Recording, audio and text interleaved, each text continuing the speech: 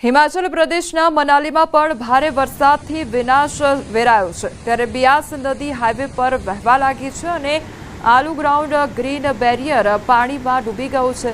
Hotel અને ઘર ધોવાઈ ગયા છે। ચંદીગઢ મનાલી રાષ્ટ્રીય ધોરીમાર્ગ પર બિયાસ નદીનું પાણી ફરી વળ્યું છે। સતત વધતા પાણીના સ્તરને કારણે બિયાસ નદીનું પાણી રસ્તા પર આવી ગયું છે। મનાલીના બહાંગમાં કેટલીક દુકાનો, એક હોટલ અને એક ઘર નદીમાં ધોવાઈ ગયા છે।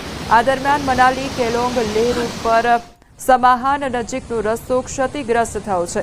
ભૂસ્ખલન અને ધોવાણને કારણે ઘણી જગ્યાએ ટ્રાફિક પણ ખોરવાઈ ગયો છે।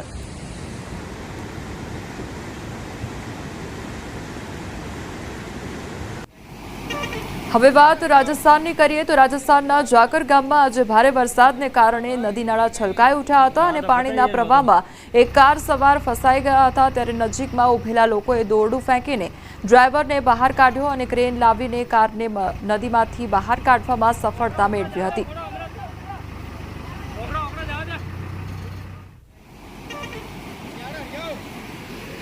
રાજસ્થાનના સિરોહીમાં પણ ભારે વરસાદ ખાબક્યો છે। શિવગંજ સુમેરપુર વચ્ચે જવાઈ નદીના જોરદાર પ્રવાહમાં એક જીપ પલટી ગઈ હતી। કાર ચાલકની બેદરકારીને કારણે આ અકસ્માત સર્જાયો હતો।